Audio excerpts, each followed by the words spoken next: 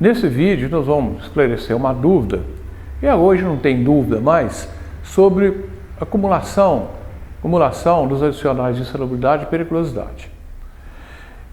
Em primeiro lugar, é importante você, inicialmente, destacar o artigo 193 da CLT. O artigo 193 da CLT determina o seguinte: o empregado poderá optar pelo adicional de insalubridade que porventura lhe seja devido. Ou seja, a norma, o artigo 193, dá uma opção. Se o empregado, então, ele tem o direito à insalubridade e periculosidade, ele vai fazer a opção. Vamos supor, um trabalhador exposto à poeira, ele tem 40% de insalubridade, por exemplo, ou ruído, 20%, e a periculosidade é 30% do salário. Aí ele vai fazer a opção. Normalmente ele vai optar pelo adicional de periculosidade, a não ser que ele receba 40% de adicional e o seu salário seja um salário mínimo. Porque se você jogar 40% em cima do salário mínimo, vai dar menor que 30% em cima do salário mínimo. Mas se ele ganha mais do que o salário mínimo, normalmente, dependendo do salário, normalmente a opção melhor é o adicional de periculosidade, né? Que é 30% sobre o salário, não é sobre o salário mínimo. A base de cálculo é o salário, não é o salário mínimo. Então, nesse caso, é mais vantajoso a opção pelo salário ou pelo adicional de periculosidade. Mas aí gerou uma dúvida. Houve algumas decisões, alguns precedentes, pode acumular os dois? Eles existem, pode ter essa acumulação, pagar os dois? Ele está exposto a ruído, 20% e periculosidade. Recebeu os dois adicionais? Essa discussão foi para o tribunal e o tribunal firmou a tese sobre a matéria. Como nós vimos anteriormente, hoje o Código de Processo Civil, o artigo 1036, determina a questão do tema dos recursos repetitivos.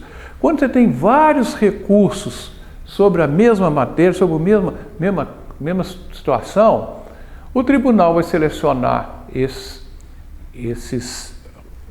aleatoriamente alguns desses recursos e firmar uma tese sobre a matéria, sobre o seu entendimento, sobre a matéria. E essa tese, é lógico que vai refletir em todos os outros recursos depois, né? Todos os recursos vai normalmente repercutir em todos os outros recursos que já estavam sobre a matéria. Então, aqui no caso, aqui que nós estamos falando aqui, o fundamento, né, o artigo 1036, que fala que quando houver multiplicidade desses recursos, com um fundamento idêntico do direito, haverá uma afetação ao julgamento de acordo com a disposição do assessor. Aí ele vai firmar a tese, né? Os julgadores, os ministros do Tribunal Superior, vai firmar a tese sobre isso, o que foi feito aqui no TST, o tema repetitivo do Tribunal Superior 17.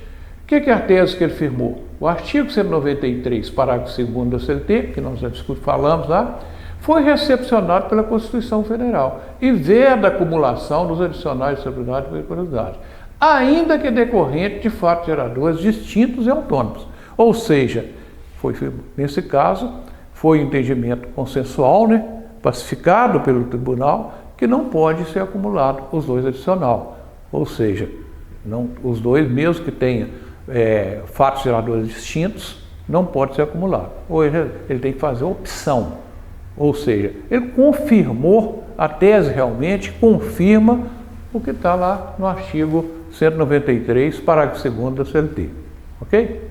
Bom, há alguns anos, né, nos últimos anos, a gente tem disponibilizado no YouTube vários vídeos, né, vídeos explicativos, orientativos sobre a questão de segurança, higiene, insalubridade, aposentadoria e social.